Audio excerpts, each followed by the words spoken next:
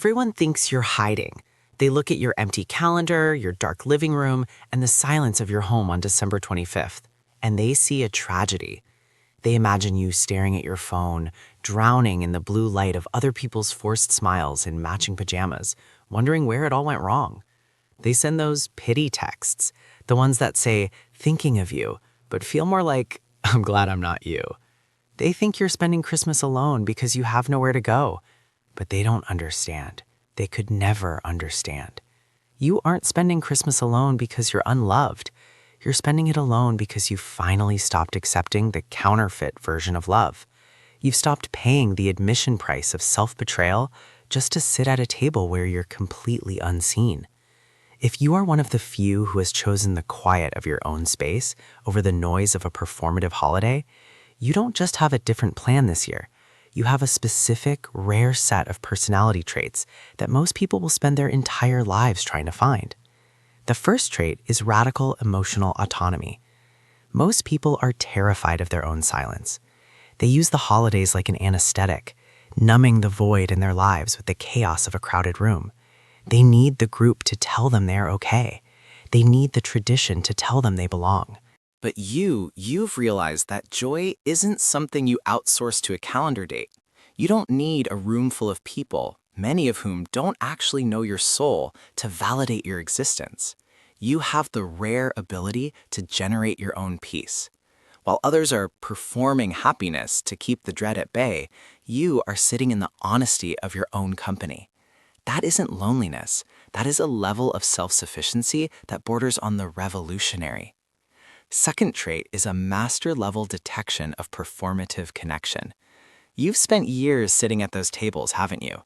You know the Christmas face, the way everyone's voice goes up an octave when they open a generic gift, the way the room feels like a minefield where one wrong sentence, one honest thought could set off a family explosion. Your nervous system has become a finely tuned instrument. You can feel the difference between obligation and connection from a mile away.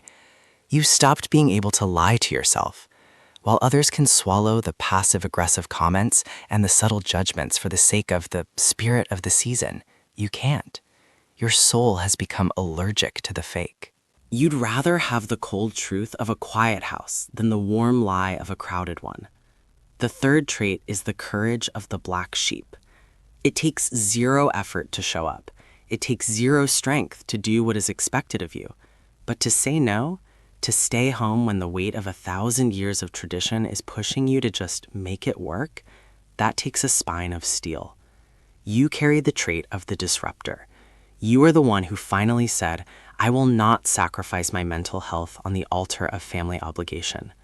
Society calls that selfish, but the truth is, it's the most selfless thing you can do. By refusing to show up as a hollowed-out version of yourself, you are ending the cycle of generational pretending. You are the one who stepped out of the burning house while everyone else stayed inside and talked about how nice the fire looked. The fourth trait is high-resolution self-awareness. People who spend Christmas alone by choice aren't running away from others. They are running towards themselves. You have reached a point where you actually like the person you are when no one is watching. Think about the holiday performance, the version of you that has to be quieter or louder or more successful or more together just to keep your relatives comfortable. That version of you is a ghost. By choosing to be alone, you are inviting the real you to finally speak.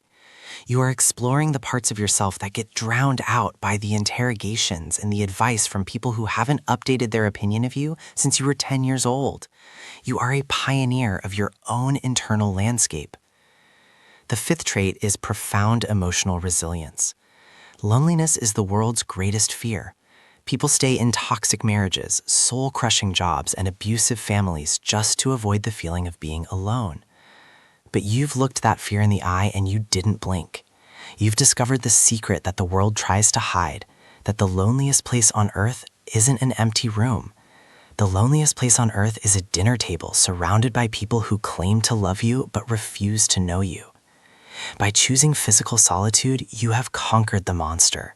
You have learned that your own company is a safe harbor, not a prison cell. You have the resilience to sit with your own thoughts, your own regrets, and your own dreams without needing a distraction. Most people are running from themselves. You are the one who finally stopped to listen. And the sixth trait, the rarest of them all, is the visionary standard for connection. You aren't spending Christmas alone because you hate people. You're spending it alone because you value people too much to accept anything less than real connection. You have a standard that most people are too afraid to hold. You are waiting for the kind of love that doesn't require you to be smaller. You are waiting for the kind of family, the chosen family, that sees your complexity as a gift, not a burden. You are holding the space for something real. This quiet Christmas is your no to the crumbs, so that you have the room to say yes to the feast when it finally arrives. You aren't missing out on the holiday. You are protecting the light inside you from being blown out by the winds of other people's expectations. So when the sun sets today and the world goes quiet, don't look around and see what's missing. Look around and see what's here. No dread, no performance, no self-betrayal. Just you. Finally safe, finally honest, finally at peace.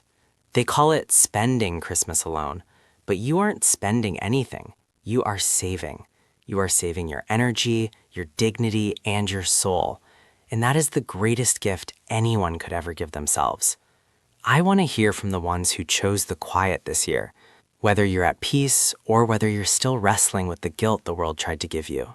Your story matters. If you've realized that alone is more honest than surrounded, leave a comment below. Let the others who are watching this know that they aren't the only ones who decided to stop pretending. Tell us, what was the moment you realized that choosing yourself was better than choosing the tradition? I'll be reading. Happy New Beginning.